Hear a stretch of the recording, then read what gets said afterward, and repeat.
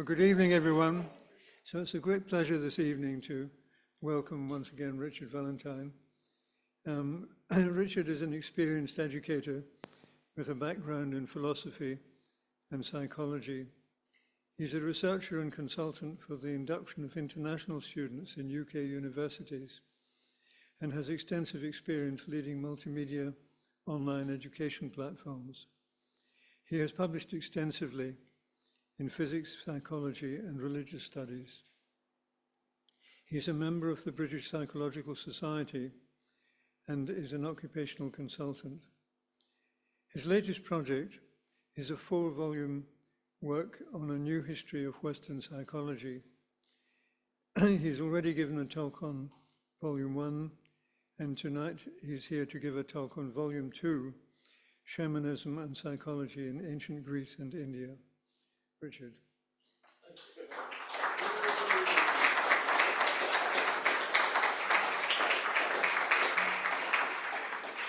Thanks, Don. And I've got a clicker. I'm very excited about my clicker. It's even got a video. It's got a pointer as well. So we're going to have a lot of fun with that. Don't worry, I won't fire it at you. So thanks for having me very much. So I was here 11 months ago for book 1 of my series with Routledge, and I'm going to introduce me and what I'm up to for those who don't know, and then get on to the meat of tonight. So I've called it Shamanism in the Ancient World. It's always hard to pick a title because you're trying to catch everything you want to say. So who am I? Well, I'm a child of this city. I grew up in Bath. I was born in Bradford-on-Avon, on the River Avon. Grew up almost entirely in Bath, up by the university. My parents are here, and my long-suffering parents they're oddly decided to move near us, so they're moving up to Cumbria. I live on the Solway Firth, facing Scotland, and jump in the sea almost every day when I'm up there. So they're moving up with us, which is a very good plan, I thought. So I'm very much a local lad. I went to Beech and Cliff School in its glory days, before the dark times of whatever it's become now. And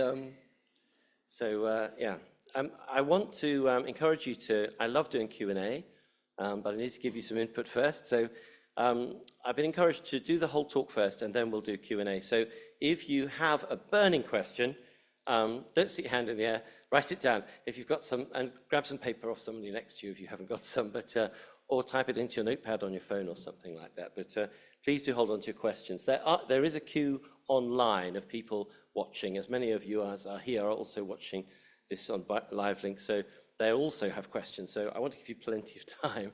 It's quite interesting material.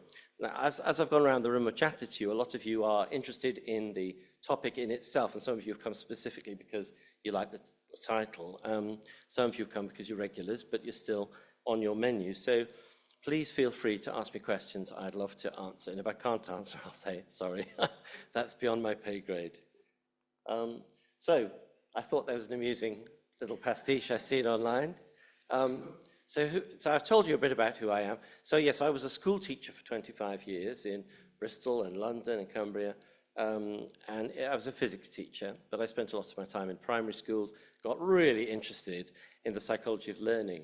So I nearly trained as an educational psychologist 20 years ago, and I ended up training as an occupational psychologist. So all the work we do in secondary schools with getting kids into careers from the school system was a great interest of mine. Profiling intelligence, personality, recommending routes. So that was my psychology life. But out of that, my last training at Glasgow, my tutor and I found we had babies in our bellies that were the same. They're like twins. I wanted to write a book, he wanted to write a book, and they were very similar books. And the book I wanted to write has turned into a monster, because it's now, well, it's quadruplets because it's 4. And that's just the start. So Routledge have given me they're the biggest English language academic publisher in the world, and they've given me a really big, broad remit. They've let me do what I want, basically. So they get a book about every year and a half, and I'm here to talk about book 2. I learned my lesson a year ago not to try to explain the whole book in 45 minutes, because if you've written a 220-page book, that's hard. And so I'm only going to talk about one sliver from the book, which is the main theme of shamanism.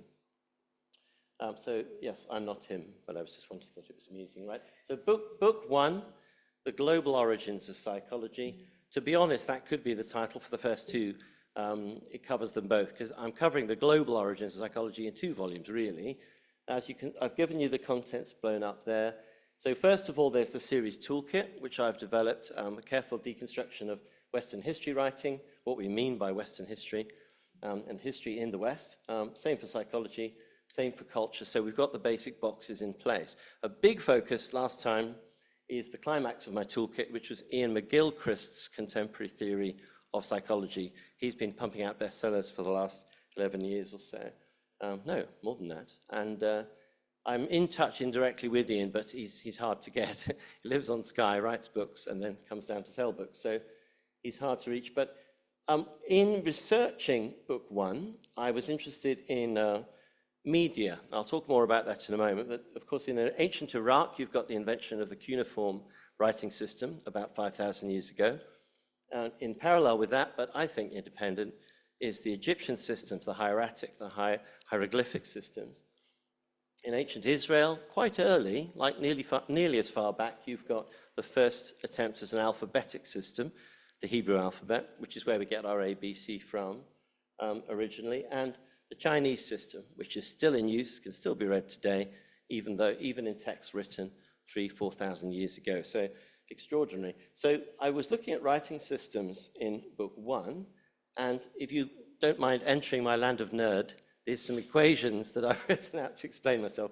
So it won't be an unfamiliar thought that psychology is made from 2 Greek words, psyche, for the mind, whatever that is, and the logos, the approach, the medium, the way we're looking at, the lens through which we're looking at the content. The Greek word logos is incredibly ambivalent, has so many meanings, but the most basic is language, is words, written or spoken. So I was thinking about the media of psychology in book 1, and I was thinking, to what extent is the medium, in McLuhan's phrase, the medium is the message? Obviously not in this case entirely, well, I think obviously not, but to what extent is the psychology you can do limited or constrained or liberated by the language you're using? This is a huge interest of mine. I've always been interested in ancient languages, but linguistics has become a passion for me. And this book that I'm talking about tonight I'm focusing on Indo-European languages. So I'm focusing on a huge arc all the way from Ukraine around to Kazakhstan, and then how that dropped down into Greece and India, interrelated languages, and the first texts in those languages being Homer's poems, the Iliad and the Odyssey, and then Hesiod not long after, and his poems, but also the Rig Veda and the Vedic literature and the Vedanta in India. So I'm looking at Indo-European in this book, but really it's part 2 of a general study. Book 1 was basically Bronze Age and common roots of the Bronze Age. Book 2 is the Indo-European story to the north of that and the east and west of that. So to what extent is the message a function of the medium? This is a big question in linguistics. If you know anything about linguistics, you'll have heard of the Sapir-Whorf hypothesis, famous from 100 years ago, the idea that basically our thinking is constrained by our language.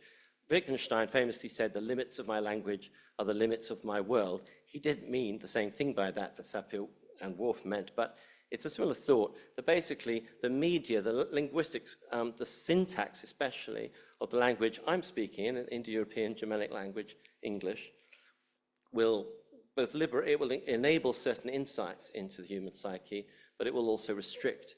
And so I'm very interested in exploring other language groups around the world, the big ones, like the big ones in Africa and so forth, and over in East Asia and in South Asia, and the effect they have on what we can and can't say about our mind. So if you're interested in linguistics, please plug me on that. To what extent is the message a function? That squiggle means function mathematically. And therefore, to what extent is the psyche a function of the logos? My big question in book 1 was because, going back, we've got very different logoi. We've got the cuneiform, which was an accounting system that gradually got adapted with Semitic languages added in so that it could do more than just accounting. Hieratic and hieroglyphics, you know what they look like. The hieratic looks simpler and less beautiful than hieroglyphics, and they serve different functions, but they're essentially the same language, and they're recording the same language, which is Afrasian. And then we've got Israel also in the Afrasian group with Hebrew, and the ancient Arabic languages and texts, and Chinese. So we've got these very different media, and I was very interested, to what extent do the media affect what we can and can't say, specifically about psychology. So that's book one, which is there if you want to get one. But I'm going to move on. That was last year. So this book two is slightly more chapters, and I've basically I'm going to mainly talk about the content of the beginning of the book, which is the natural sciences framework. So it's a lot of evolutionary biology, paleontology, evolutionary psychology, but also ancient historical linguistics and anthropology. So the framework. And then the meat of the book had to be the origins of Greek psychology, because I'm writing a history of Western psychology, so I need to land in the Greek environment because they're so important for European psychology. And I broke it up with the general study of the linguistics, the Indo-European question, chapter 5, and then two detailed studies, perhaps a bit too detailed, of Homer in chapter 6 and 7. Text level was chapter 6, and sentence and word level in chapter 7. I taught myself Greek some years ago to read the New Testament in Greek, and then I tried harder Greek for this book and got myself onto Plato, and eventually read the Iliad in Greek. So I've been learning as I've gone along, but it's good to get your head around the language if you're going to look at the ancient world. And then chapter 9 is the centerpiece of the book, where I'm asking the question, to what extent are shamanistic practices evident in archaic and classical Greece? We'll get to the Hellenistic and Roman worlds in book 3, which I'm now writing, but I was looking at where can we find anything that's remotely shamanistic, whatever that is, which we're about to cover, in the Greek world, and how did that impact? And I found, to my surprise, huge, basically, that the word psyche itself, the key word at the core of it all, changed meaning, and I think it was basically because of the influence of shamanistic movements in archaic Greece. So that's part 2. Part 3 is doing the same thing in parallel, so the other big branch to the east of the Indo-European world in India, and those texts, as you know, weren't written down, but were very much older. So 1,000 years before Homer, we've got the first components of the Rig Veda, the oldest Indian text, that wasn't written down till much later, but was memorized in incredible detail by the Brahmins, incredibly well, showing the effectiveness of oral media in India. Chapter 11, I'm looking at what I would think of as the shamanistic traits in ancient India. And chapter 12, in parallel with the Greeks, I'm saying the language changed, but to what extent, why did it change? And my argument is that the Veda, old though it is, 1500 BCE, is actually only being changed by the pre-existing spiritual practices of India. So I'm arguing, with obviously a lot of backup from major scholars, I'm only the messenger in some ways, but I'm arguing that that the Indian psychology is a lot older than the Veda, even than the Veda, and the Veda is very old. So in some ways, I can see where the current Indian arguments are coming from. I've always loved India. I've been there a couple of times, and I wanted to write about it. But my point there is to contextualize the Western story, in this case, archaic Greece, with the global picture. What's going on at the time somewhere else? So, like, what's going on in China, what's going on in India? And I wanted to fit in all the comparatives in every book, and I quickly learned there isn't room. So in this book, it's just India, and next book, China. So that's book 2. So what is this thing? What is shamanism? Now, I think probably many of you have your own ideas and may have been and met, some of you have told me you've met shamans and had interesting experiences. Have I had shamanistic experiences? Well, it depends how you define it, but yes, I think I have. But I wouldn't, I don't want to talk about them personally. I have been asked that at previous talks about this book. Being asked about these deeply intense personal experiences is a bit like being asked about your sex life. It just doesn't do to sort of say it in public, so I don't. So how long have we had the word in Europe? Well, quite a long time. The Encyclopédie, mid-18th century, edited by Denis Diderot, an apostate priest, very angry with the Catholic Church. He had come across shamanism and had the word shaman to write about, and there is an article, quite a negative article in the Encyclopédie about shamanism. So it's been around a while. Why did that happen? It was because of Peter the Great. You may know the colorful stories of Peter, who greatly expanded Russia to the east. So that whole, if you can see the key, you can see what I mean. But basically, during his reign, nearly contemporary with Louis XIV, he's basically expanding Russia massively to its present proportions, right over to China, Mongolia, Japan, and Korea. So an enormous expansion in his time. And in the process of that colonization of Asia by a European power, he passed Irkutsk and the area north of Mongolia, which was very much a world center for shamanistic practice. The words or very similar cognate words to shaman appear right across the borders with China and into China and Manchuria and Mongolia, and even in some of the Japanese-related languages. So it's a very widespread word in that part of the world, and it was adopted because they then found that very similar practices were being done all over the world in similar cultures. So they just adopted the word. So shaman came into the vocabulary rather a long time ago. It was Peter's fault. And that's an example of a Mongolian shaman. Here he is dancing around a fire with the drum. The drum is often used as a shield against the spirit world and covered in symbols as symbolic shields. I'm not going to go into Mongolian shamanism in detail, that's just an example. That kind of very extrovert celebratory shamanism is only one half of the story. I think the more influential is the more introvert, more quiet, more vision quest style shamanism of many cultures. So the book that really, since the Second World War, that's really been the most influential anthropological study is by Mircea Eliade. He's Romanian. I won't go into too much detail, but his French version, he'd done a lot of the work before and during the war, but after the war, the French one came out, Le Shamanisme et les techniques archaïques de l'extase. Now, I love his subtitle, Archaic Techniques of Ecstasy. I think that's very important, that shamanism has got a lot to do with how do you generate a trance state, an ecstatic state. The means of generating that state, getting into that state. Once you get into the trance state, things become a lot more similar, actually, and we'll get into why. But the interesting thing is the variety of induction methods. So the English version came out at Princeton in 1964, and since then the word's been much talked about. These are some English translations of some of the phrases. They're often quite hard to translate. Skywalker, that may ring a few bells from popular culture. So a shaman can be called a skywalker, if not a shaman. Spirit walker, walker between the worlds is a common one. Medicine man, seeker, seer. Basically, the narrative is someone who goes to places the rest of us don't go. They come back from those places and they help us. So it's quite a messianic role, or it can be conceived that way. So that's fundamentally the spread, the cluster. If you're a little older than me, you may remember this book from the 60s and 70s. This really put shamanism on the map in publishing. Carlos Castaneda, The Teachings of Don Juan, and I put the other one up because that's got the sequels. These books were huge bestsellers in the 60s and 70s, and the popular vision of what a shaman was came largely from him.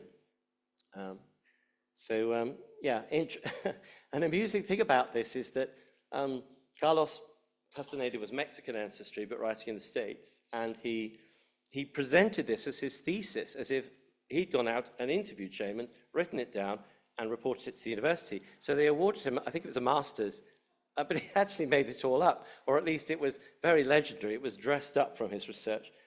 It was only slowly realized that it was fiction. But it's a little bit like Dan Brown. A lot of people read Dan Brown, and it was fiction, but it was treated as fact, and everyone was going away thinking, oh, did that happen? Did that happen? And actually, it wasn't being written. It's intriguing where the human mind works, and his books were a little bit like that. I heard of shamanism in the 90s, because I'm a bit younger. There was a band, about 1990, 91. They were at their peak. There was a song, Ebenezer Good. It's quite catchy. They were an electronic psychedelic trance band called the Shamen. And the word shaman is not man in our sense. It's the word is shaman, which means knower, seer. So I was thinking that in our popular culture today, and certainly in the English mind, the British mind, Doctor Who is probably the closest thing to a shaman that is a familiar trope for all of us. If you want to explain the idea, think about it. With Doctor Who, we've got reincarnation, a classic shamanistic motif. He goes to places no one else has been. He sees the whole thing. He comes back and tells us about it. He's got companions that link him To us, they are identification figures because he's so different, or she's so different. We've had a lady doctor now. And that's another thing that I like about the Doctor Who analogy, is that we've had a lady doctor. And that shamanism is subject to patriarchy like everything else in the ancient world, so it's mostly men, but it's not all men. There are female shamans. So, yeah, Walker Between the Worlds is a common translation from several languages. And I was thinking, well, Doctor Who's not a bad match. So if you're going to walk between the worlds, you need a TARDIS. So I'm going to talk about induction methods. How do you induce a trance? How do you get into the trance state to go to these worlds? Then the vision, the content of the vision, what the shaman experiences. But we don't know that until the shaman tells us. So then we get, I got this distinction from von Sydow, one of the cultural psychologists early in the 20th century that I really like. He's distinguished memorate and fabulate. So the memorate is the memory of the shaman as they report it. It's already enculturated because they've got to say it in the language of the community, and they've got to understand it in a way that makes sense to them. And we'll look at details in a minute. But the memorate is what the shaman tells people they've seen. We wouldn't know there was such a thing as shamanism unless shamans talk to us, talk to their communities. So the memorate is straight out of the horse's mouth, but the fabulate is what the culture does with it. And that, for me, is the most interesting thing about the ancient history, is that you often start with the fabulates, which are like the phenomena, the things in the ancient culture that we observe.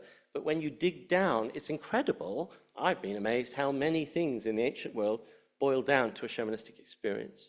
So I've used an hourglass to say that the induction is going towards the center point of the actual vision, and then from the memorate to the fabulate, we're coming back out into the width of the culture.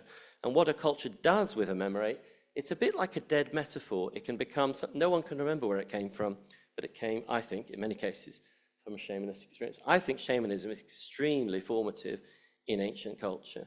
I've found amazing breadth of experience of these things in so many cultures I've studied in the Bronze Age and in the Indo-European world, where I think, actually, this goes back to a shamanistic experience. It's just they've forgotten, and the metaphors have died, and they've become fixed, and literally fixed in stone.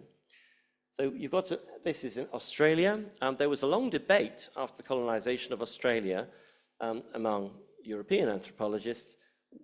Did they have shamans? But if you look into Aboriginal folklore, as I have for book 2, because believe it or not, I visit Australia on the way, because it's the most ancient culture in the world.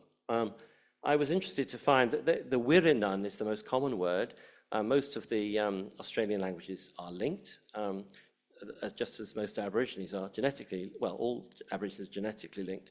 And basically from one center in the north, all the languages, all the genes came. So, and a long time ago, we're talking 40,000 years at least. So, yes, they do have shaman figures in Aboriginal culture, and they've got a lot of power. They're a little bit like Brahmins in ancient Indian culture. And people are afraid of their ability to curse, and they look for their ability to bless. They know things no one else knows. They have trances. I can't see how any anthropologist ever said Australia didn't have shamanism. And if Australia has shamanism, as I argue in chapter 4 of my book, then it's very old. And I think it goes back to Africa. The people who traveled across the continent from Africa who reached Australia. As I was saying, that shamanism has a lot to do with solitude, introspection. It's not all about celebrations. That's often the PR. The actual trances often happen in very solitary environments. And I've been looking into the studies, like the Carlos Castaneda book, of Plains Native Americans and First Nations of America, and the experience of the vision quest. You may have heard the phrase vision quest. The vision quest is all about going off on your own and having experiences and coming back. And there's I think that's AI generated, but just to give you the idea of having, that's the classic posture to be in a vision. Right. One thing I wanted to clarify is that, what about mediumism? Is it the same thing? No, it's not. Generally, there's a clear psychological, anthropological distinction that mediumism is very different from shamanism, and these are the key ways. That most accounts from actual working shamans have, that they feel a sense of vocation. They feel they were chosen, not by the community, by the powers of the universe. They were picked, and they're often very reluctant and have a horrible time. And being attacked by spirits is a very common starting point for a lot of the stories. So it's a sense of vocation, whereas this is the Oracle of Delphi. I mean, obviously it's a Victorian painting of I was trying to find an evocative picture. The woman who would sit on a tripod, there's different rumors about how the trance was induced. And then in that trance, she would say words which were interpreted by the priest and were the oracle for the whole of the Greek world, hugely respected for centuries as an incredibly accurate prophecy and revelation of wisdom, but also of just future telling. But the point is, she didn't remember any of that. So it's not going through her mind in such a way that she can recall it, and she's not choosing it. She's willing to sit on her tripod and be drugged or whatever is going on. But fundamentally, it's not passing through parts of her mind that can recall, whereas a shaman can recall. A shaman chooses to go into the trance state, even if it's awful, the experience, and they choose to come out. So a shaman can typically remember what has happened to them, whereas a medium can't. Have you got that all right? So there is a distinction. So there's a level of control, intentionality, and crucially, recall. We'd have no memorates if there was no recall. You don't get memorates from mediums. And of course, that's the classic theosophical seance of the late Victorian and Edwardian times. So I'm just distinguishing mediumism from shamanism. And one argument is that we shouldn't use ism. Isms have become more and more unpopular in Western discourse because the ismism of it affects how we see it. It's a Germanic stem to put ism at the end of things. So, for example, shamanhood, to capture the idea that it's a vocation. So shamanhood might be a better word than shamanism. Plato and Aristotle, this is Raphael's painting, got Plato pointing upwards. In Raphael's thinking, Plato is interested in the heavens, what's up there, the ideas, the spiritual, and I think quite a lot of shamanistic input for Plato, even possibly induction of his own, but I'll get to that. Aristotle, much more like modern psychologists, looking into our heads, saying, okay, fine, these experiences have happened, but they don't tell us about the cosmos, they tell us about us, yeah? So, and that's the major interest of shamanism for a lot of academics today, is what can it tell us about our psychology, our neurology, and the way our societies are structured? So Aristotle's asking quite modern questions. Plato's asking a more typically ancient question about the content of the vision and the world around us that it reveals. But my point there is that it was being discussed in the ancient world. The word mantis pops up a lot. It's related, cognate to mania in our language and in Greek. But the word mantis pops up a lot in ancient Greek culture. A modern secular mind reading the Greek world, you gradually realize this is very alien, not just the slavery, not just the treatment of women, but the fact that it's an extremely religious culture. And people are very superstitious, very interested in prophecy, very interested in, arguably, shamanistic practices. And they did have mediums like the one at Delphi. So Plato and Aristotle are talking about these themes 2,500 years ago. I love this quote from Aristotle. It's not in Aristotle's known work, so I put the actual original quote from Seneca in Latin 2,000 years ago, but no one can find it, but we know there's a lot of lost works of Aristotle. But I love this one. No great mind has ever existed without a touch of madness. So if you're a bit mad, you can comfort yourself that you're great. It can be a form of flattery. So, yeah. So that's an introduction to shamanism. If you've got any questions to that broad definition, get them down somewhere. How are we doing for time, Ben? Are we all right? I thought you were looking at your watch to keep me on my toes. So when I started researching 4 years ago for book one, 4 or 5 years ago, my wife and I went to, not there, but we went to Orkney to look at Neolithic structures. So the late Stone Age, the new Stone Age, this end of the Stone Age. So we're talking, it varies from place to place in the world, but in this part of the world, we're looking at 8,000 to 4,000, 3,000 years ago. So this is the stones of Stenness on Orkney, the ring of Brodgar, a little bit newer, on Orkney, Avebury near here, the Wiltshire landscape, and of course Stonehenge. So I was interested in these Neolithic structures. One of the main definitions of the Neolithic is not the polished stones. That's the formal definition, original definition in Victorian times, from John Lubbock, Darwin's friend, came up with the word Neolithic, but really it's megaliths, and building above ground is the key characteristic. No one does this before the Neolithic, wherever you are. So the building above ground or creating artificial structures underground.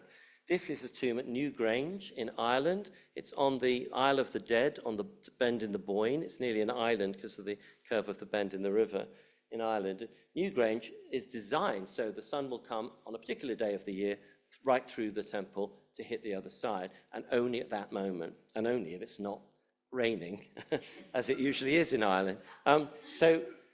But my point about Newgrange is that we're building above ground and we're thinking about the whole cosmos. There's an orientation to the cosmos. Yeah, this is just one example of the astronomy of Stonehenge and Newgrange, that whether it's a henge or a tomb, that everything's being built into the earth with a consciousness that the stars and the heavenly bodies are circling above the earth. So once you're fixed on the earth, then you are wanting to get orientated in the universe. Why? Well, the obvious material reason is if you're planting crops, if you're dependent on plants, then you need a sense of the season, so you need a calendar.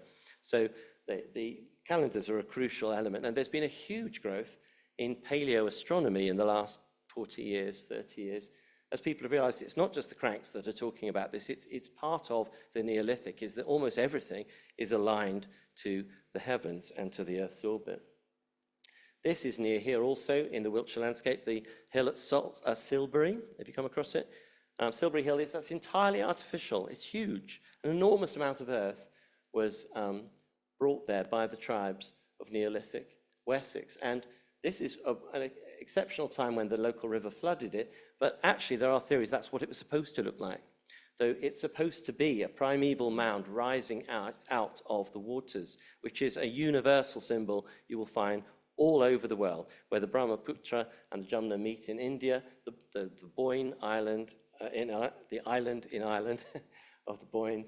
Again and again, we have the primeval hill in Genesis, the day 3 of the Genesis 1 creation story. We've got the land rising out of the sea. So that's a very common primeval symbol. And of course, the equivalent is the pyramids in Giza. What's interesting is the pyramids are contemporary with Stonehenge. Did you know that? I didn't know that before I was studying this, because they're in different worlds, different discourses. And we think, well, that's Bronze Age. Yes, it is, but we shouldn't be, the ancient world didn't know about the Bronze Age. It was living it. So that's in 1880 something when there was a flood around, but there's also a growing theory that the pyramids themselves were supposed to be reflected in water. So the idea of the primeval mound is right through Egyptian mythology. The bird that's meant to land on the peak of the pyramid is related to all Egyptian psychology. That's in book 1. But yeah, I think that's an important thing. So, and the landscape's crucial. They're not just building buildings, they're curating landscapes. That's a whole new way of thinking. Landscape gardening, landscape architecture, the curation of whole landscapes. And Wiltshire around us here, just over the border, is a good example. I didn't talk about the first Neolithic structure, the earliest we found. I don't know why I put it at the front. Göbekli Tepe, which is in southeast Turkey. A tepe just means a hill. And just 30 years ago, at the top of one of the hills, the hilly flanks of the Fertile Crescent, as it's been called, they discovered this extraordinary hilltop temple. But what amazed everyone was number one, it's really old. Like we're talking 9,000 BCE. It's very old, like almost to the Holocene boundary that was the beginning of this building from the organic remains that we can date. And the other extraordinary thing is the gradual dawning on archaeologists that the people who built this didn't live in villages and they didn't eat from growing plants, domesticating animals. They were hunter-gatherers. So this is the very beginning of the Neolithic story, which ends when basically from the Fertile Crescent, the red area is the eastern end of it, you've got this gradual growth, if you look at the dates at the top, gradual growth of farming working through Europe. It's also going east across Iran into India. It's also going down into Egypt. But we look at the European part here from Göbekli Tepe to us. And basically, it's about 6,000 years ago, roughly, farming was arriving in these islands and has stayed. So our landscape was stabilized by that, but also our genetics was. And the more and more studies, now genetics has really taken off in the last 30 years, are showing that particularly the mitochondrial DNA from the mothers, the women are very static. Once farming arrives in a culture, women stay in villages, and that's where they grow, and that's where they have babies, and they may get married to the next village, depending on the marriage customs.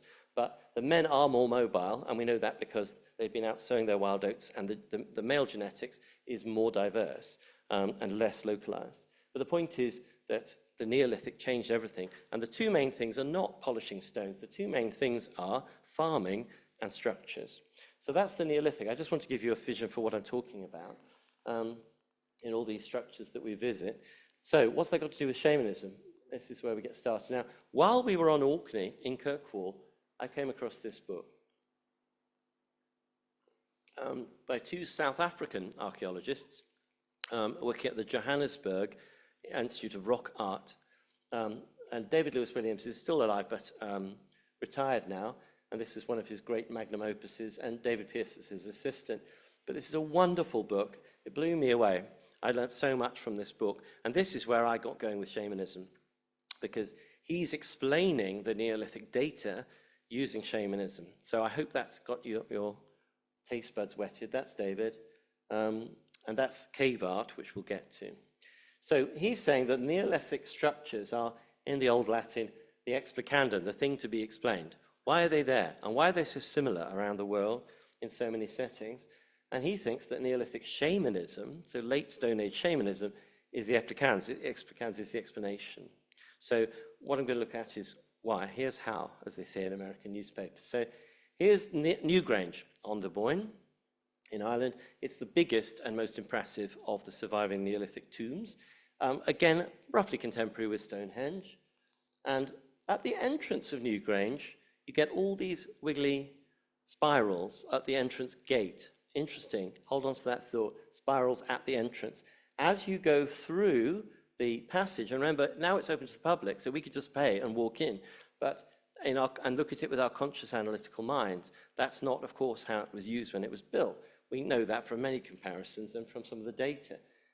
It was a ritual experience. As you went under and in, you were entering your subconscious as well as entering the subterranean world. The two were not detached. That's the key point. Physical movement, the ritual, is not detached from the psychological movement. It's both at once. That's the theory now. The people into this are the cognitive archaeologists. The big name in this country is Colin Renfrew. I don't know if he's still alive, but he's pumped out brilliant books, and I've got some of his there. But I'm not mainly using Colin's work, but he's paved the way for cognitive archaeology. But at the gates of the ritual experience of going through the tomb, the spiral squiggles again, and you'll be amazed how many places they pop up. They pop in South African caves, as we shall see. Why is that? Here's one on Anglesey, Bryn Kelly Do. I've probably said it wrong, sorry if you're Welsh. On Anglesey, similar structure, very similar structure to the tomb. And then, perhaps controversially, we've got the Barasana tribe in Colombia. This is called a Maloca, a longhouse, two different examples. Anthropologists have always been interested in the Barasana because they've remained in the Neolithic state. They have farming, but they've never heard of metals until Europeans started impinging on them, and the descendants of Europeans. So and the longhouse is structured very similarly to these stone tombs from the Neolithic in Europe. So the argument is, it's controversial, but not so controversial these days, that there is an analogy between those who are living in a Neolithic culture today and the Neolithic cultures of the distant remote past. So there are some who say, no, because the Barasana tribes living today, those who have survived all the predations of westernization, that those who are surviving today, surely they're completely different. But actually the neurology says, no, we're not. We're the same as our ancestors. We've had the same brain for an awfully long time. So arguably, this is just the latest version of. A Maloca longhouse is a model of the cosmos. It's got an upper, a middle, and a lower. They bury the ancestors under the floor of the longhouse, and they live in the middle. And this exactly parallels so many of the structures we've seen in stone. It's just that this one is today in wood. And how many of things like this down through the ages since the discovery of farming have been built and destroyed, and we don't have the evidence, but they're very similar to the surviving tombs. And this is a Hebrew example, but basically a common worldwide Neolithic model of the cosmos is you've got the upper, the center where we live, and the lower, an underworld. And the underworld is not just caves and underground, it's an underworld, you could say, of our subconscious. It's a metaphor, but also it's an underworld of imagination. It's a mythic underworld. It's a mythic cosmos. And right through ancient literature, you come across the same mythic structure, always three-tier, with a few exceptions, which I'll look at. This is the Greek version, an artistic version and a diagram. The Greeks have a variant on the three-tier cosmos because they've got four. They've got the Uranos, the heavens, where the gods are, Mount Olympus. They've got where we live, on the earth. They've got Hades, where the dead are, like Sheol in Hebrew. And then they've got Tartarus, where the Titans are buried under there. So they've got 4 levels. So it's a variant. Of course, it's a cultural variant. I talked about fabulates developed from. So how is this related to shamanistic experience? Would you like to know? So it's something to do with the brain. If you've got a very common cultural phenomenon that keeps popping up all over the world in independent, non-communicating cultures, how does that happen? Well, one of the factors could be that there are spirits out there and they're meeting the same spirits, so it's an objective description. Or it could be epistemological. It could be we've all got the same brain. And more neurologists, archaeologists, cognitive archaeologists have been growing on the idea that neurology is key to understanding these things. And so basically, people have been doing things to their brains in all of these environments, and what has happened inside their brains and what they remember, you remember the word memorate, that is leading to similar cultural fabulates with variation. So when you go into a trance state, apparently, one of the first things you see is geometrical designs.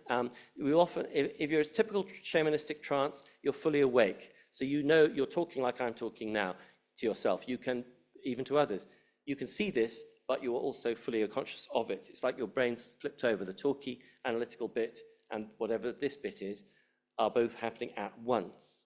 Sometimes it's talked about the elastic is loosened, but they're still connected. So first you see geometry. And I mentioned Newgrange. Can't remember, I don't think this is Newgrange, but geometrical designs with zigzags, spirals, dots, very common. And there they are on the left. The funny thing is, and this is what people began to see, especially as you probably remember the LSD movement 60 years ago, that the experiences of induced psychosis that came from hallucinogenic drugs you'd end up seeing the same things you see on Neolithic tombs. Doesn't that suggest that perhaps the people involved were also on hallucinogens of one sort or another? But not always. There's more than one way to induce a trance. These are from southern Africa, the San people, and their ancestors. But we've got all of these geometrical designs popping up, including pictures of people, images of people.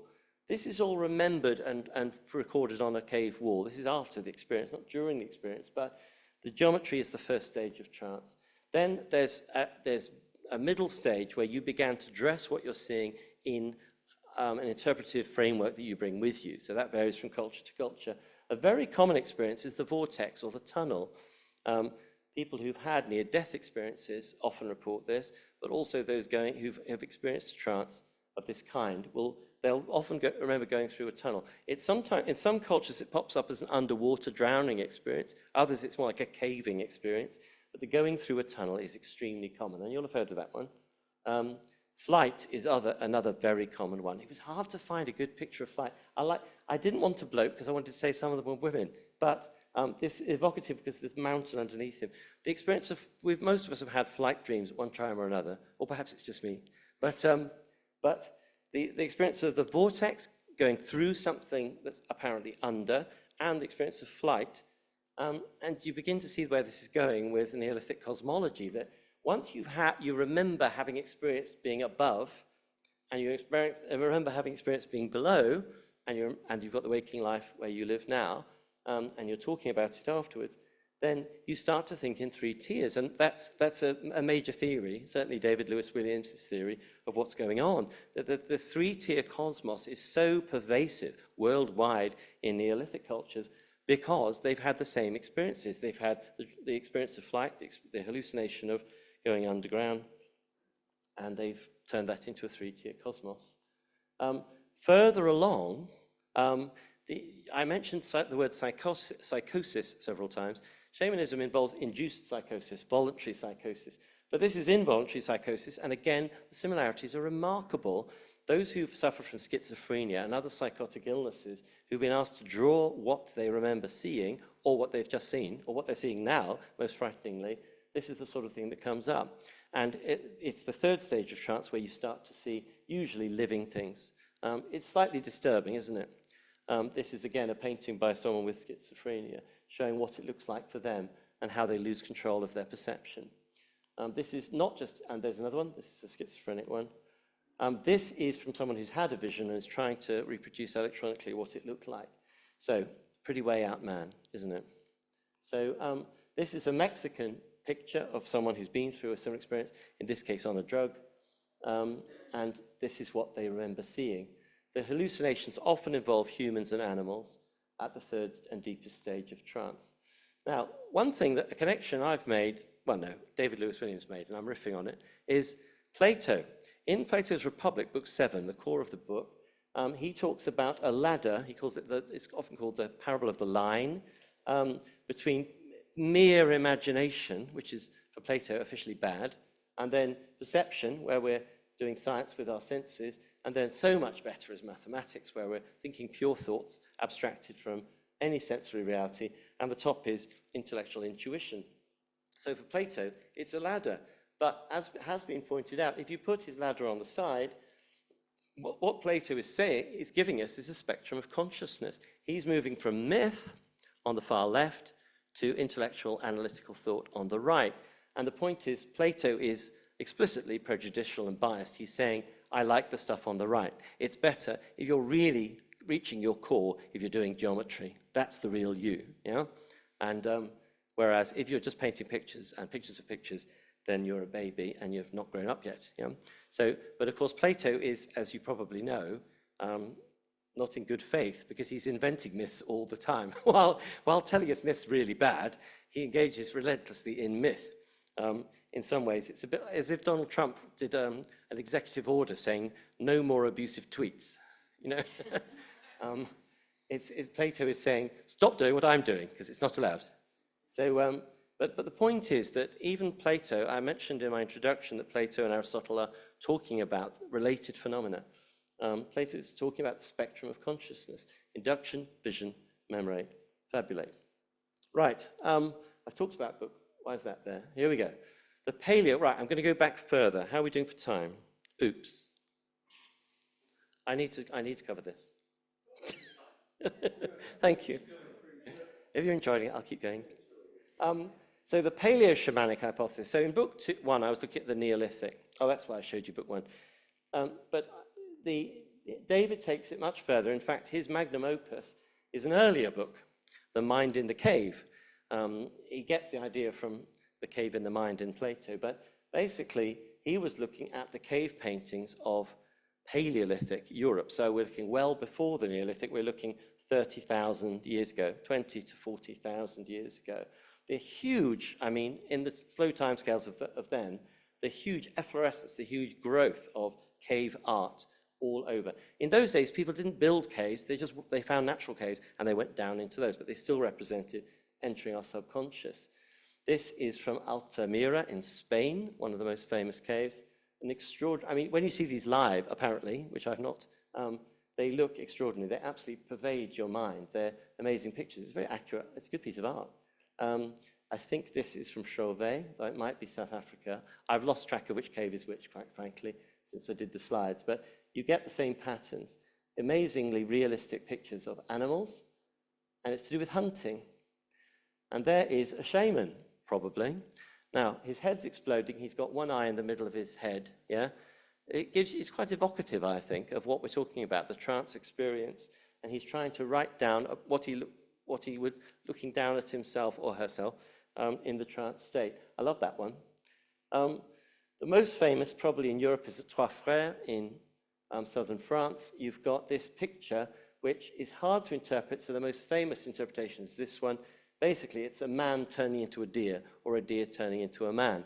And this is now related by many theorists to the final stage of trance. So you're seeing a hallucination, and the shaman afterwards, after the experience, is trying to record what she went through. And what we've got is some transformation between human and animal. Once you've got the memory of your heart, your spirit, your mind being inside another species, then you've got the core idea of transmigration, haven't you? The idea that I can be in another body, and reincarnation falls out from that as just from human to human. So reincarnation is a very regular, fabulous.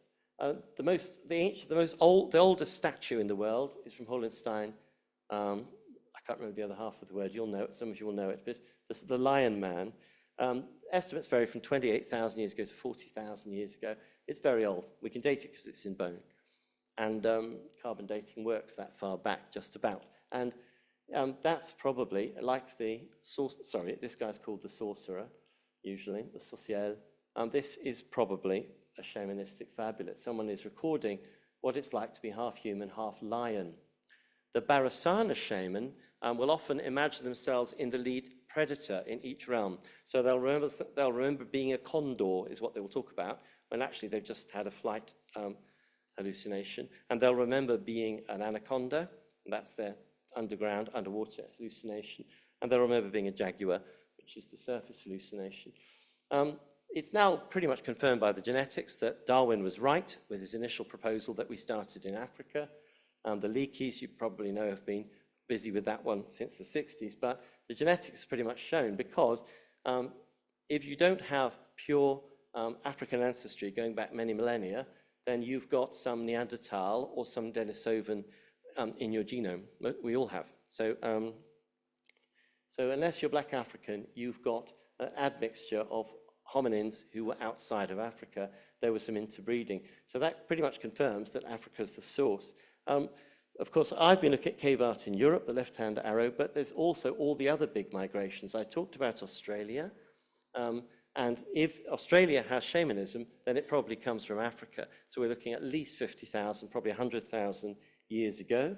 And over the top through Siberia and Alaska, down into the Americas, is all in the last 20,000 years, relatively recently, before and during the last major ice age. And humans got down the Americas quite quickly in the timescale of those days. So people spread from all of those, and Paleolithic shamanism seems to have spread from those sources everywhere. And it's a fascinating fact that if South America and North America have indigenous shamanism, where did it come from? And if it's so similar to what's back in Eurasia, well, because we all come from the same place. But the argument that's been expanding, and I've got sources here, Sidke is a recent source, arguing that it all must go back to a long, we haven't got the evidence before about 45,000 years ago anywhere, but it probably goes back a lot further, because we now think that our brains evolved about, well, it's hard to date, but about 300,000 years ago in Africa.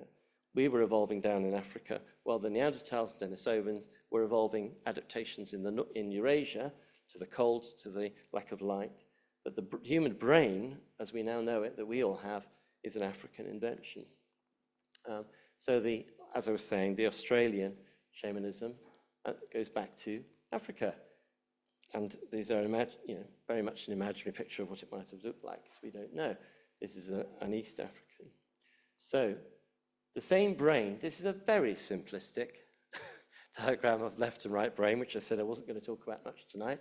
But the modern brain is between about 350 and 150, 100,000 years ago, happened in, 1,000 years ago, happened in Africa, 350,000 years ago to 150. And then the main migration, the most successful migration that really got established outside of Africa was about 80,000 years ago, and that's where most of the human race comes from. And here are the distributions. We've got us spread, then finding wider and wider evidence of our evolution in Africa, and then that's the Neanderthal distribution in blue. And at the interaction between the two, there was interbreeding. So our genome carries some. Now we've decoded the genome for us and for Neanderthals. We know there's mixture. And there's slightly more mixture between the Denisovans, the Neanderthals of East Asia, Central Asia, and the human genome. I've been looking at genetic studies, quite recent genetic studies in India, and again, Denisovan genes are mixed in. So once we left Africa, we started mixing with the other hominins, who all died out eventually. Populations were smaller. The key to our evolution and key to the whole business of shamanism is the cerebellum. That's what's growing. The theories of the evolution of language are taking us further back. We've always been obsessed with the cerebrum, the top hemispheres, but actually, you know, the cerebellum also has hemispheres which are aligned with our bodies. You know that your left leg is related to your right cortical hemisphere, but your left leg is related to your left cerebellar hemisphere. So the cerebellum is really the interaction point between the body and the mind, the body and the head, and cognitive structures. The cerebellum is crucial. Our skulls are rounder. We have a spherical globular skull compared to the Neanderthals, Denisovans, and other hominins. There's basically more room for a cerebellum because as the whole thing becomes a sphere, it can have a soft center, and that's the cerebellum. So the cerebellum is crucial, and we're just beginning to understand the neurology of the cerebellum, but it seems important. It's not just the cerebrum, which many primates have in very similar ways. It's our highly evolved cerebellum, and we only get that with the rounded skull we evolved in Africa. So the Neanderthals, two attempts to evoke them, most of the experts think the Neanderthals didn't have shamans, but we do. So that tells that all the evidence of the artifacts we've got from Neanderthal remains, they didn't have anything like shamanism. They've been called natural atheists because they couldn't imagine the mythic. They couldn't imagine outside of what they could see. And they couldn't think in a mythic way. They didn't bury their dead. Or if they did, it's now thought they were learning it from our species. So that's part 1 of book 2. I take you through. What I've talked about is mainly the contents of chapters 3 and 4. Right, so moving forward into Greece. This is Orpheus. You may have come across him, major figure from ancient Greece. This is a painting of him rescuing his wife, Persephone, from the underworld. And, sorry? Eurydice, sorry, wrong one, thank you. I'm getting tired. Thank you. So yes, Orpheus goes into the underworld to get his wife. And the argument is that the fascinating thing I learned from a cultural psychologist called Holtkrantz is that, and he's not potty, it's a well-accepted book, research program, is that the Orphic myth appears in almost exactly the same form as the Greek Orpheus myth throughout the Plains Indians, as they used to be called, Native Americans of the North American plains. Those tribes all have Orpheus myths, the Palaeolithic ones. The ones who got into farming further down towards Mexico, less so. They had a different relationship to death. But the Orpheus myth, the idea of going into the underworld to retrieve someone you love, seems to be a myth. And where would that come from? What's that got to do with shamanism? Well, you may remember in the front cover, if you watch very carefully, of Mircea Eliade's shamanism book, there was an apparently dead person. This is a common memorate of the shaman. I died is a very common report, and this is just a picture which probably means that in cave art. But the experience of having died and coming back from death is very common in shamanism. And many shamans will say, no, I did actually die. That's what they remember. They died, they were dead, and now they're alive again. That could lead to reincarnation as a fabulate coming from that memorate. But another one is just the idea of I went down to get someone I loved. It's now thought that possibly the fact that Orpheus is going to get his wife is just a patriarchal tweak, that basically it was men telling the stories to each other around campfires, and so then a man thinks of the person he loves is his wife. But the thought is that possibly the Orphic motif is not just about men and wives, it's just about bereavement. It's basically a myth of bereavement, universal to humanity, but the shaman has something to say. And the main conduit for Orphism was a massive Orphic revival into Archaic Greece, was Pythagoras. We don't know what he looked like, that's just an attempt, but it's a nice one. So Pythagoras, this strange, elusive, mythic, shamanistic figure in ancient Greece, much revered by Plato and by Copernicus, Kepler, Newton.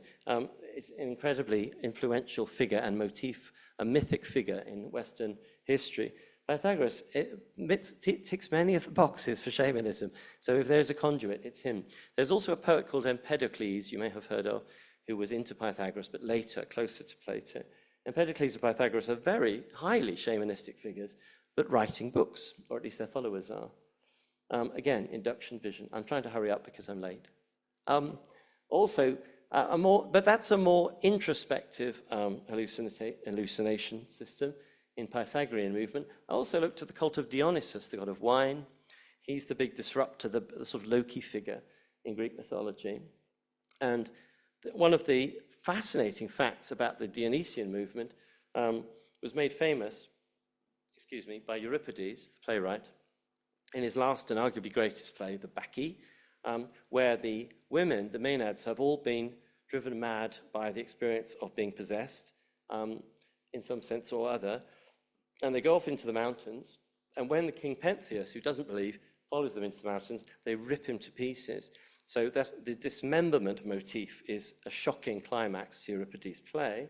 And these are attempts to capture it in ancient Greece, probably after Euripides, but not necessarily. But the myth of dismemberment, which is pretty horrific. By the way, Margaret Atwood reproduced it in The Handmaid's Tale. If you've read The Handmaid's Tale, she's got those frustrated women in the chauvinistic dictatorship of The Handmaid's Tale. They rip men to pieces as a punishment. It's the one piece of freedom the women get. So, and I think that's a reference back to Euripides. So, because Margaret Atwood is fascinated with ancient Greece. So what's dismemberment got to do with shamanism? Well, I couldn't find many images, but there's one vague one. A very common memorate in shamanism, not of just having died, and all of those travel motifs I talked about, is dismemberment, the feeling that your head and your body became detached, your limbs all fell apart, you became a stick man who fell apart, or stick woman. And the dismemberment is a common motif, and I think that the dismemberment motif in the Dionysian, they used to rip goats apart, they probably at one point ripped people apart, which is why the Greeks enjoyed the horror of that. But I think dismemberment is fundamentally a shamanistic memorate. I hope you've got the vocabulary now, which has turned up in cultural fabulates. So when Plato and Aristotle are discussing it, they're more onto it than we thought. So I've summarized my study of Greek psychology in the middle section, the largest section of book 2, ending in the peak where I talk about Orphism and the cult of Dionysos, which I'll carry on in book 3. But I wanted to introduce them, linking them to the story of shamanism. And in India, briefly, this is from the Bronze Age in India, little talked about in our side of the world, the Indus Valley civilization. There was this image sometimes called Shiva. He's got horns, he's surrounded by animals, he's a lord of animals. This could be shamanistic, but whether or not it is, the practices, I particularly looked at the Jain movement, with Mahavira, the great guru, contemporary with Buddha. But the Jains have always claimed that he was the 25th of their gurus, and they go back into Stone Age times, as we would call them. And more students of ancient India have thought there's some traction in this. The Jains seem to preserve a very ancient form of spirituality in which they have trance states.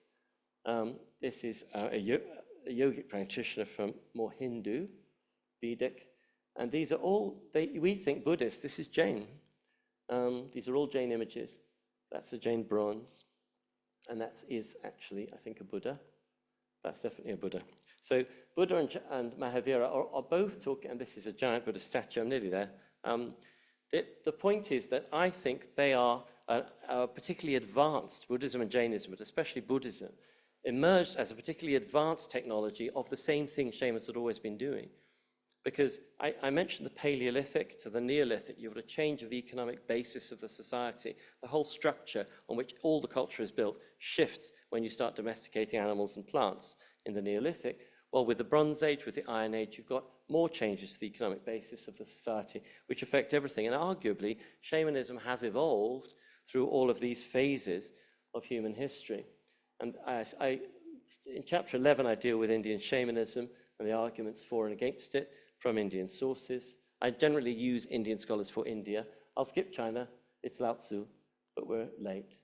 So I liked Messire Eliade's title, Archaic Techniques of Ecstasy. How do you induce the trance? Once the trance is induced, quite a lot of common things follow, and I've talked you through those themes. How you get to the trance varies. There's entheogens, like mushrooms, whatever soma was in the Indian tradition, drugs, basically.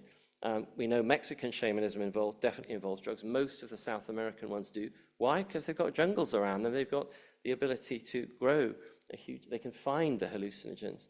So the idea that hallucinogenic drugs were involved, yes, but I think some contemporary writers on this exaggerate that factor, perhaps because they're taking drugs and they like the idea that everyone else is. But the thing is, that was flippant, by the way. But my point is that, yes, that's one way to induce a trance, but you can have sensory overstimulation is a great way to induce the trance state, apparently.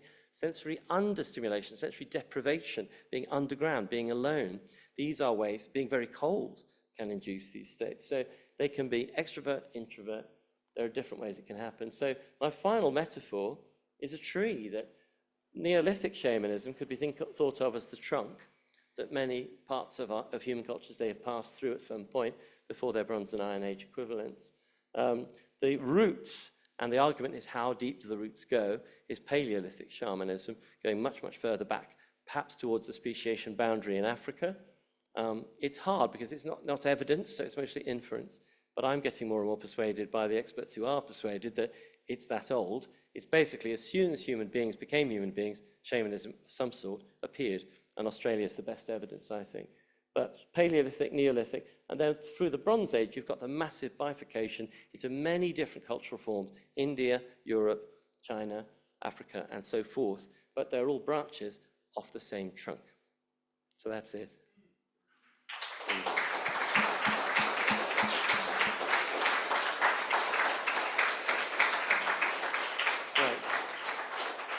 That was too long, wasn't it? Sorry. Well, thank you, Richard. It's their fault they encouraged me. Yeah, absolutely. Well, thank you, Richard, for an absolutely fascinating talk. I know you run out of time at the end of it, but as any good speaker will do, your book is available after this talk, so please feel free to delve in and buy a book for a bit later on. We've had a mix-up on payment, so it's cash only. So unless I know you and you can promise to pay me, it's a cash only. It's 40 for the new one. I'm afraid that's how much Routledge charge, and 30 now for the old one, for book one. It's 40. But can we do a Q&A?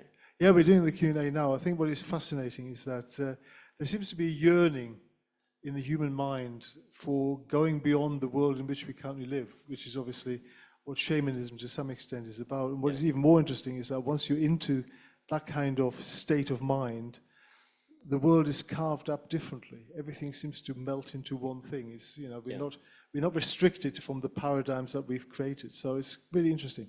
Well, the argument is that in the West, our official consciousness is this awaking consciousness, analytical. But actually, that's just one tiny island in a whole spectrum. Yeah. And actually, in practice, we are all operating right through the spectrum. It's just we pretend we're not. Yeah, exactly. So, Q&A session now. We start within the room. I'm sure there's plenty. It's 22:09. We need to get out of here just after 9. So I'll do about 10-15 minutes of Q&A.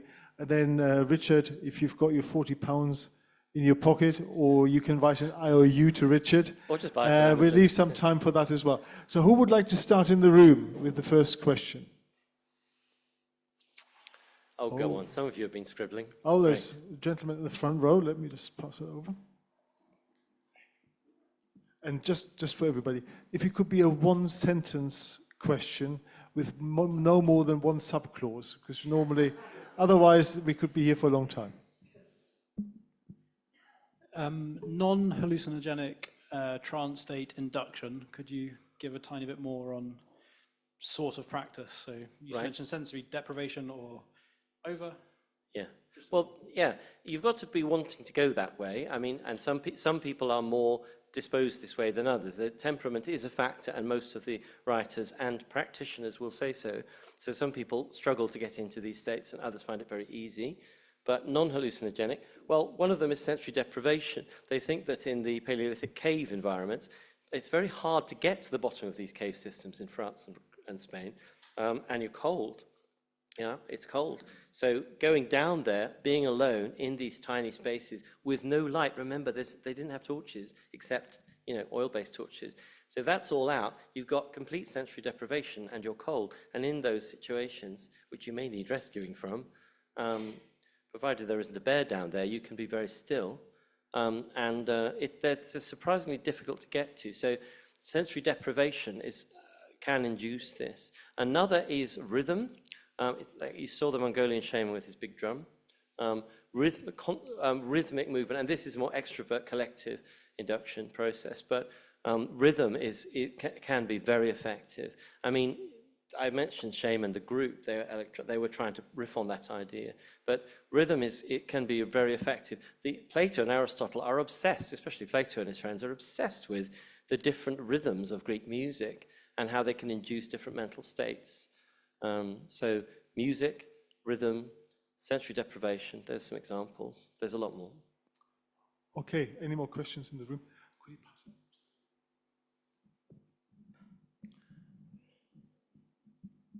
Hiya. I was wondering if you could say a little bit more about examples of shamanic influence in Homer. I was thinking about Odysseus' descent to the underworld, but I was struggling with the Iliad. With the Iliad? Yeah. I think that the way I read it is that you get texts which are a long way from the shamanistic origin. So it's a sort of secularized culture. And there's some of that in Homer. There's not much of this sort of thing in Homer. As you say, the end of the middle of the Odyssey with Odysseus' trip to the underworld, yeah, I don't think that Homer's even got that from shamanism. I think he's got it from the Epic of Gilgamesh, because Gilgamesh does something similar. So these are old fabulates that have traveled through the culture. In this case, I think, all the way from Iraq to wherever, well, to Turkey, where Homer's poems were written. So I think the Iliad is quite an unspiritual poem in that sense. It doesn't have much of that. The word psyche is first used just as a metaphor for death. So the psyche is just something attached to the hero that flutters down into Hades when he dies. It's used once of a woman as well, when Andromache faints. So yeah, so no, there's not much in the Iliad, but I think there are a collection of shamanistic fabulates in the Odyssey more. Is that all right? That's not much, there's more. One of the questions online is, could shamanism be seen as an early form of psychotherapy? Yes, and that's exactly what the shaman does. Sorry, I haven't emphasized that. The shaman's role in most of these cultures is as a doctor, and that is primarily, we might call it, the placebo effect is this small limiting condition in Western medicine. In shamanism, it's the main thing, it's the main game in town. If you can persuade someone mythically they're going to get better, they fix themselves. Thank you. I think your thesis is what I've been looking for. Oh. And I haven't quite got my head around a decent question, but one is, if we go to Joseph Campbell's analysis of myth, then basically he talks about sort of there's an Eastern, I think in your language would be set of fabulates, and it is. And we've got a Western set of fabulates. What's your take on that? On Campbell? Well, Campbell's very handy, yes. I mentioned the word Skywalker as a translation at the start. So George Lucas, when he wrote the Star Wars screenplay, had read Joseph Campbell, and he'd picked up the idea of the myth, of the hero's journey myth. And it's very easy to tie that into shamanism, especially in First Nations in America. Is that enough? There is. Okay. We've got plenty of hands up here. Hi, you mentioned about how a lot of shamans speak about how they feel reluctant to become that figure in the community initially. And I was wondering what you think about the increase of people in this country and around the world who have taken on that title for themselves after who knows how much spiritual deep diving, but That's a great question. Well, as I was saying, the economic basis matters. So if you're in a Stone Age society, Paleolithic, Neolithic, then the way that role works will be very, very different in a society like ours with mass media and print media. You see what I mean? So the people going around saying, I'm this or I'm that, has always happened, yeah? But the ability to do it en masse or join a Facebook forum of shamans, the ability's there. But arguably, if it's built into our neurology, the implication of that is most of us can have these experiences. So it was a vocation on behalf of the tribe in those days, but it could be arguably something we can all experience now. I'm very interested in Christianity as the main Western religion historically, and how Pentecostalism has shamanistic traits. The charismatic movements have shamanistic traits. That really interests me. It seems to be the same machinery, although it might have a different focus and mythology. But yeah, is that all right? Okay, one more question in the room. There's one online after that. Yeah. Hi, you mentioned that shamanism has kind of succumbed to patriarchy, but we know like the early Celts, there was a real balance between women and men and their abilities to do these things. Do you see other cultures that have that kind of more balanced as well? And is there any difference between how men and women approach the shamanic journey? Well, as Jung said, we're essentially psychically androgynous. That the spirit is the same male or female, and that's a key central insight of Christianity, for example, and it's in Judaism. So the patriarchy is always there, isn't it? But I'm not sure what your question was. Yes. Usually we're a bit naive. We start painting like violence is another one. We tend to think, oh, that's a nice we thought the Mayans had lovely non-violent civilization. When we finally could read Mayan, they enjoyed torturing each other and eating, and well, not quite eating their enemies, but they were extremely violent. They loved violence, but we had to read their writings to see it. And that can happen easily, that people say, that's a more balanced, less patriarchal society further away over there somewhere. But actually it's not. Like if you look at Aboriginal culture, again, you've got the same patterns of patriarchy in ancient tribal societies. So I think I don't think you can locate it. A mistake, I think, in feminist historiography was borrowing from Engels the idea that there's a fall of man and woman at one point, like in the Bronze Age, they used to say, and that's where it goes bad for ladies. I don't think that's the case. I think that just men and women have always both been able to access these things, have always been psychologically the same. It's our bodies that make us different. Is that right? Yep. Yeah. Good. I'm going to paraphrase a few of the online questions now. To what extent is shamanism more about the workings of our mind and different states of our mind, rather than being in touch with an alternate external reality? Great question. Well, I did mention Plato versus Aristotle, yeah? So Plato is taking it seriously as a revelation of something that's out there. I've not done that. I've been more like Aristotle, reducing it to a human psychology. And those are always options, and it depends who you're talking to and what their bias is. So I have taken a more scientific view. Good. Okay, one more question in the room. I'm sorry you missed out, unfortunately, but this gentleman here. Thank you very much, Richard. Hello, Angus. My question really is around the importance of identity.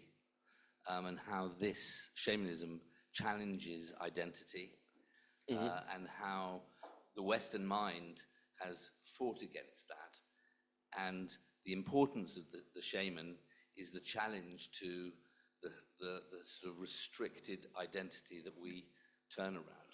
Yes. And that there's something yet to be known about who we think we are. A lot of the history of imperial China, for example, which is well documented and continuous over millennia, three millennia. In imperial China, there was this constant battle between shamanistic movements, which were about liberating and empowering people, and then the imperial authorities trying to control that. And in a way, the history of Christianity has been quite similar. So shamanistic movements tend to be empowering, and their logic is quite democratic, not elitist, oddly. It tends to be political authorities that try to control them and suppress that tendency. So there's that charismatic Pentecostal kind of we're all in it together thing goes on, arguably the start of Christianity, and then it gets squashed by the usual forces of power and coercion. Good. Thank you very much, Richard, for, as I said, a fascinating talk, fascinating evening into a completely different subject that we don't really often cover in philosophy and psychology. So please, please, please join me in putting your hands together for Richard.